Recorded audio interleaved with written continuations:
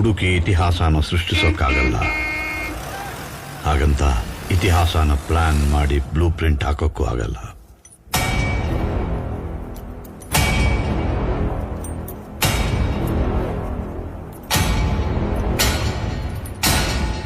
ಅದಕ್ಕೊಂದು ಕಿಡಿ ಬೇಕಷ್ಟೇ. ಅವತ್ತು ಕಾಡ್ಗಿಚ್ಚೆ ಹತ್ಕೊಂಡು